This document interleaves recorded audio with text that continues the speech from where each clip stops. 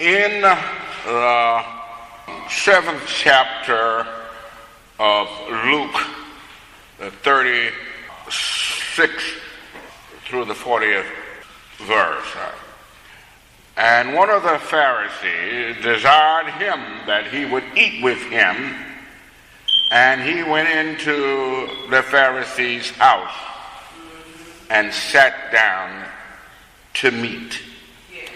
And behold, a woman in the city, which was a sinner, when she knew that Jesus sat at meat in the Pharisee's house, brought an alabaster box of ointment, and stood at his feet behind him, weeping, and began to wash his feet with tears, and did wipe them with the hairs of her head, and kissed his feet, and anointed them with the ointment.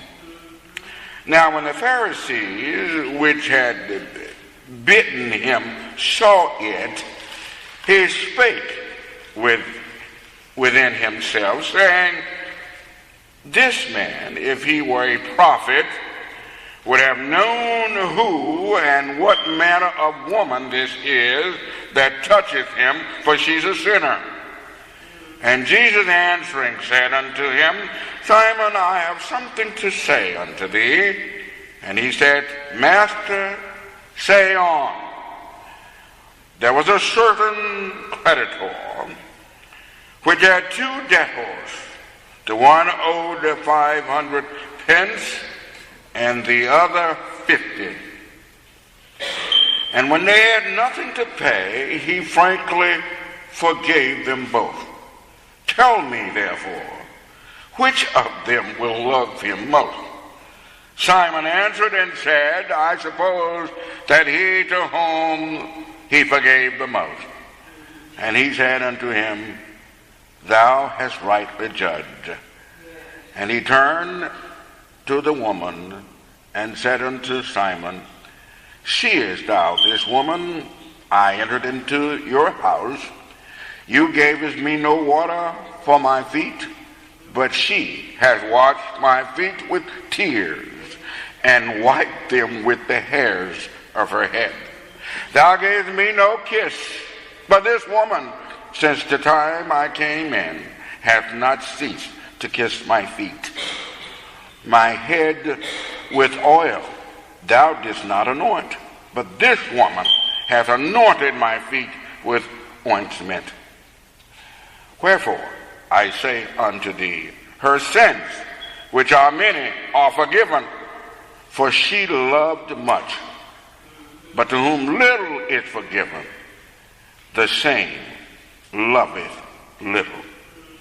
And he said unto her, Thy sins are forgiven. One sinner's thanksgiving. Now this is an interesting account. And there are 2 accounts of a woman anointing Jesus with oil in the scripture. The other one comes about 6 days before his crucifixion. But this one is earlier in his life, and he's invited to dinner.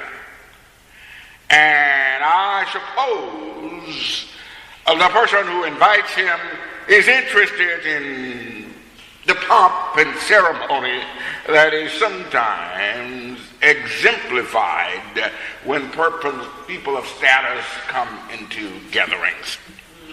So they a bunch of men, because this was a time when women did not have much voice, or at least it is not recorded that the voice that they had in the affairs of men. And they were there.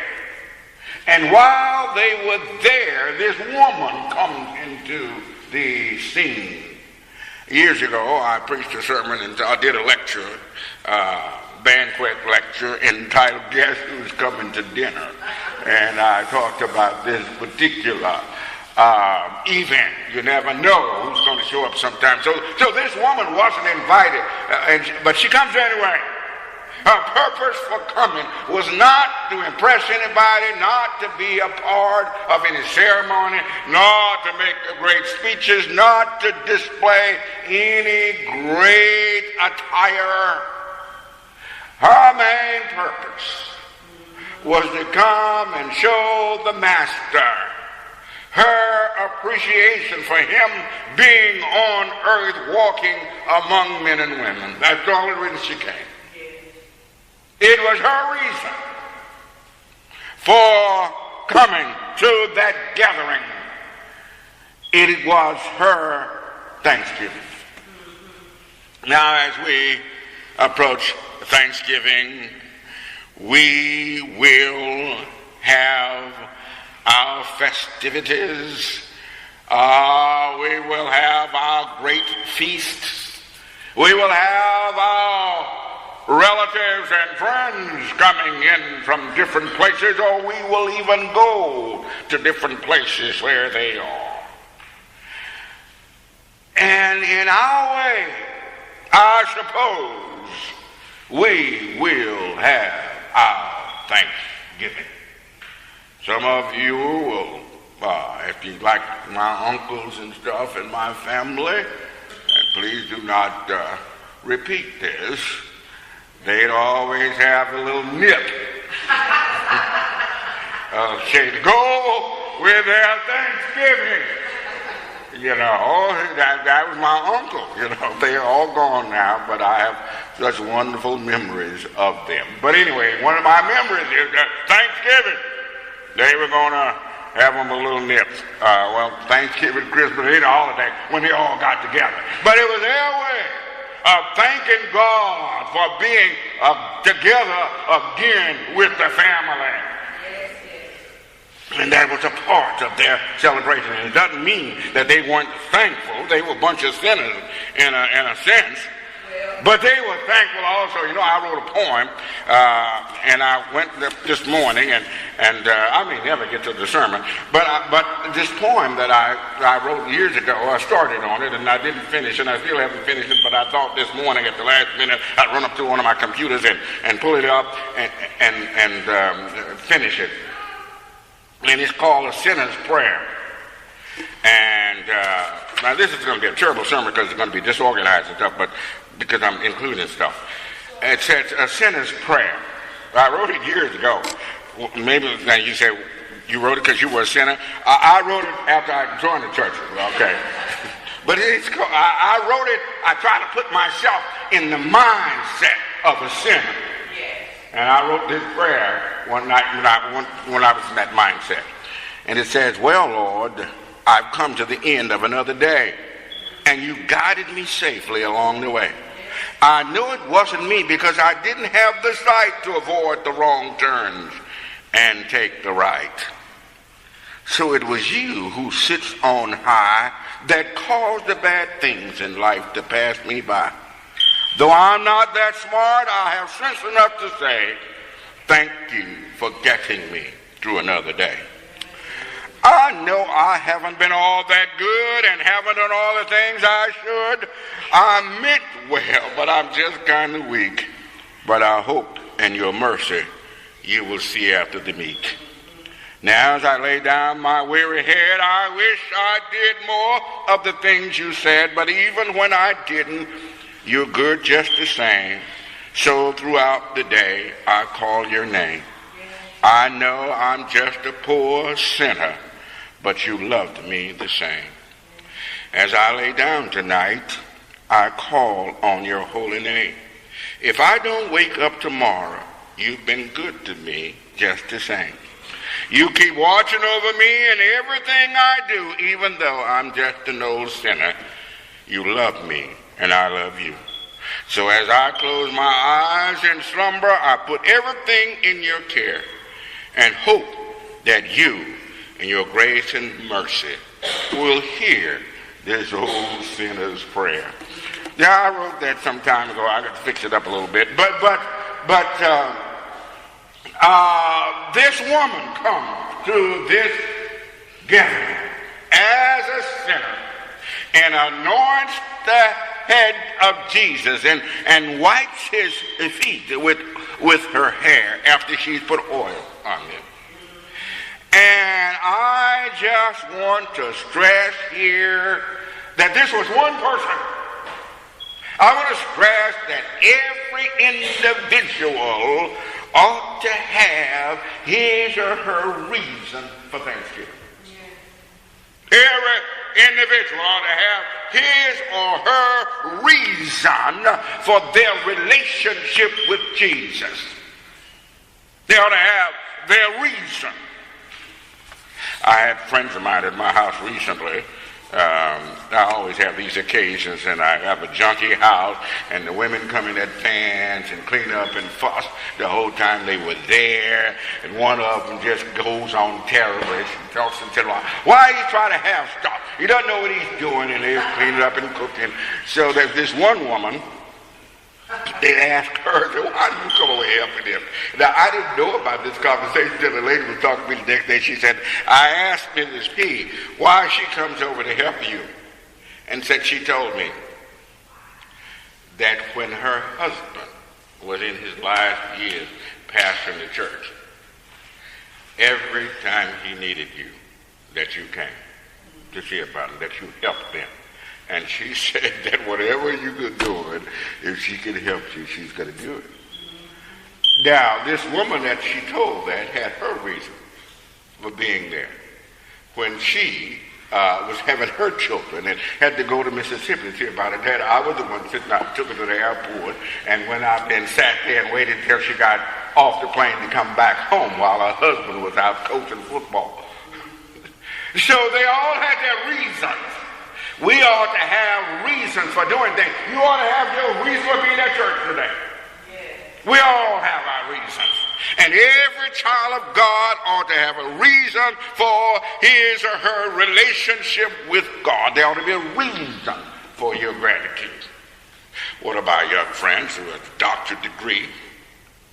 He told me a few years ago that after he had traveled some and gone to what he called the great white schools, he said that he went home to his little town in Tula, Mississippi, and he was in the kitchen talking to his mama, and she was washing dishes, and he said to her, Mama, I have been thinking about some of those things that I learned in church. That I've been, there are other religions, he said, and I've been thinking about some of them. And he said that Mama stopped washing the dishes and dried her hands on her apron and said to him, when you were growing up and didn't know anything about those white schools or Eastern religion, I prayed to Jesus to help me get you out of high school and out of college. I've come this far with Jesus. And I'm happy with my journey in my relationship. You go anywhere you want to. Listen to anybody that you want to. But I've come this far by faith. And I'm going to go the rest of the way with Jesus. I've gotten this far. People that, you ought to do this. Oh, no, I've gotten this far. You ought to, as smart as you ought to experiment with some. I'm not experimenting with anything. I've come this far. I got my reason.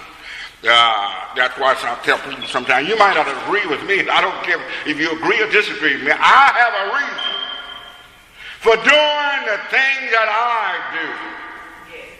I have a reason for taking the position, whether they are political, intellectual, philosophical, or theological. I have reasons for doing what I do, thinking what I think, and saying what I say. And in order for you to change that, you're going to have to change the information I use to come to that conclusion.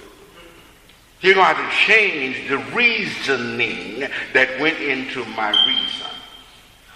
He said, if you can't change the reasoning that goes into my reason, then you are not going to impact my reason. So we ought to have a reason for our relationship with God. Folks say, y'all crazy for going out there trying to keep that church. You know, I told you all when I first came here that I didn't necessarily, it wouldn't have been my decision for y'all to have a church.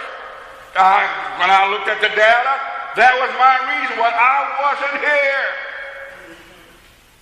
You did it for your reasons. And I never told you that it was a bad thing. I simply told you that would have been my reason. But you had your reason. You know what God has done for you. You know what God is leading you to do. You know what sacrifices that you made. You know what you did to bring things to this point. You have your reason. Everybody ought to have a reason to do what they do for God. And then, so you, in addition to having a reason for your gratitude, you ought to have a response to your gratitude, a reaction to your gratitude. You can tell truly grateful people. Grateful people, you see, gratitude almost always prompts a response. Gratitude always prompts a response. It might not be what other people think it is. But grateful people always do something to show their gratitude. Folks who are in the church and who have the comforts of today's church and the modern inventions that we have, they know that it wasn't always this way, and they have gratitude for the people who did the things that brought them this far.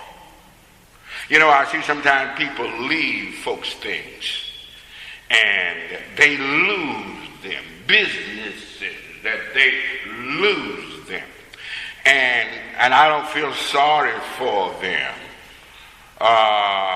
because if you are grateful for a thing, you will treasure it, value it, and have an intelligent, caring response to it just out of gratitude. Oh, gratitude is so important. There are some things that I do just out of gratitude, and I did not know that the thing that I was doing out of gratitude was one day going to be more valuable to me than I ever dreamed. And I was just doing it because I was grateful to the person who had done something for me. And later on, those things came back and were a greater reward to me than I ever imagined. All I was doing was out of gratitude, responding to the gratitude. When I work with kids, my kid came home yesterday from across the street, Ellis, and he returned my bike. I let him use my 10-speed, and I bought him a car. He hated to return my bikes, but he brought the bike back yesterday, and I was so glad to see him. But folks said, why do you do things? I don't explain to everybody why I'm so good to kids. I will tell you, people think that I'm, well off. And I might be. Every penny I have earned in my life, I earned it with kids. I have done nothing else in my life financially. Every penny that I have made in my life, I made it in education. I've never made any money preaching, but almost all the money that I made in my life, that's all I've ever done. So everything that I am, families and their children were a part of it. So anything that I have extra to give, it ought to be given to the people who made me what I am. There are folks, I don't explain that to people. I don't explain why the kid across the street needed $300, not this one that I was just talking about. His parents got educated, successful parents. But one of the other kids needed $300 to make out the difference in buying an iBook, laptop computer, an Apple computer, when he got ready to go off to school last summer, not this summer. I made up the difference, wrote him a check for $300. He does not understand why I would do that. Because I'm grateful for families that have allowed me to work with their children and what God has blessed me with through that. And I am grateful for the black women and men, coaches and English teachers who worked with me. And they would expect me to pass it on. If you've had a kindness shown, pass it on. Was not meant for thee alone, pass it on. Let it ring throughout the years, let it wipe another's tears, till in heaven the deed appears. Yes. Pass it on. That's what and you see, grateful people are never stingy. They're never stingy. See somebody stingy? Young people don't know what stingy means. So, Cheryl, you explain to those kids at church what stingy means. Great. Read that, you stingy child. Oh, that was a terrible thing if you were stingy. Okay? Grateful people are not selfish, stingy people.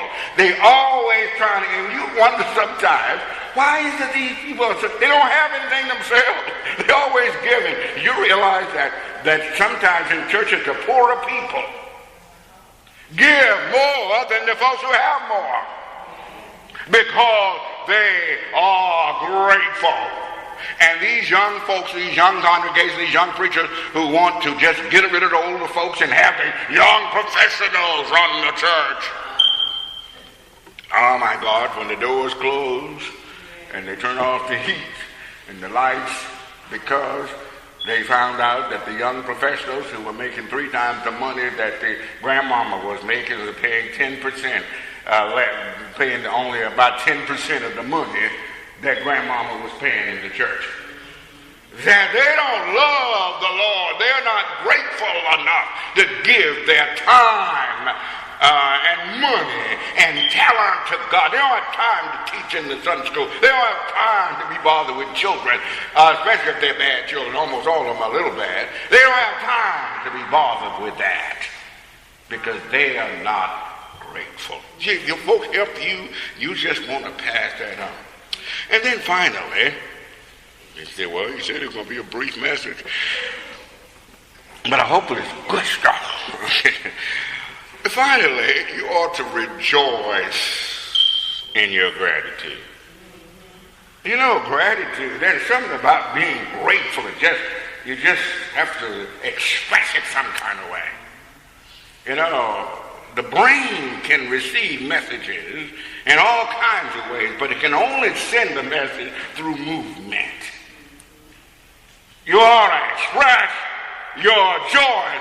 These people bring a young man to Jesus on his bed, and he wanted to be healed. And Jesus looked at the young man and said to him, "Be of good cheer. You are here in the presence of healing. Cheer up. Be of good cheer. Everything is going to be all right. Jesus is here. Be of good cheer." Now, one of the reasons I brought my book in here, Sermons by Reverend Jenkins, is that I was going to read a story from this book. But I don't read. I see these other preachers. I better learn this because I'm getting old, and my mind might not be as alert as it used to be, and I might not be able to call upon these quotations from the past as I once did, and I might not be able to remember and fix stuff in my mind as cleverly and as fast as I used to. So I'm going to learn how to read manuscript, but they've been doing it all their lives. I'll just do it when I get old.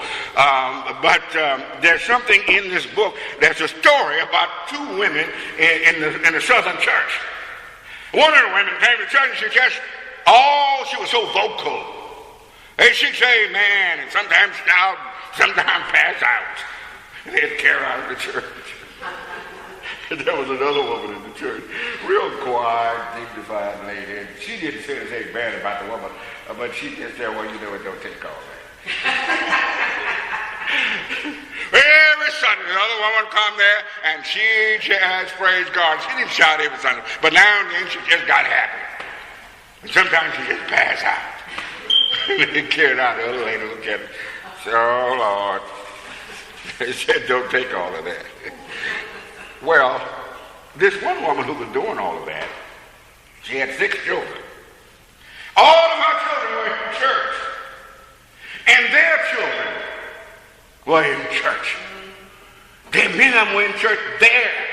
And then the ones who had moved to other cities, they were involved in church work. They were ushers and choir singers, and one of them was a preacher. And she was really, really excited about that. So every Sunday she came to church and she just praised God.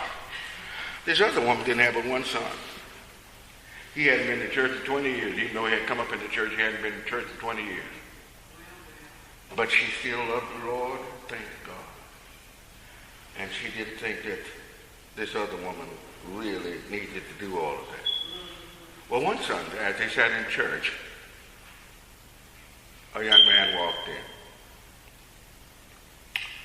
And the folks started looking back, and they saw it was this woman's son. She didn't see him. She sat there as dignified as she always had been. And then the other woman, who Maribel was her name, and the other woman's name was Lizzie. Maribel saw the boy. Oh my God! She started screaming. The boy's mother didn't even see him. She thought they said, "There go baby again." But finally, at the end of the message, the preacher extended an invitation, and her son walked out and gave his hand to the preacher. And she joined Maribel, shouting. They had to carry her out. I'm not saying that everybody ought to shout and do all that kind of stuff. But what I'm saying is that God's grace, God's love, God's blessings bring some reaction. Yes. Whether it's tears or just nodding your head, whatever. When people come in contact with the great love of God, it does something to their disposition. If they used to be mad and sad all the time, when they come in contact with the great love and grace and mercy of God, their disposition changes. Even if they have sad news, when they embrace the great promises of God, their dispositions, even about sad news, change. If they don't have as much money as they would like to have, when they realize that God has brought them safely this far, and God has promised to be with them through any issues that they go through, their disposition changes. They think, we're going to make it. So at this Thanksgiving, every child of God ought to have his or her reason for being thankful. Ought to be doing something to demonstrate his or her gratitude, and ought to have the disposition, the joy on his face and in his life that says to everybody, I'm saved. I'm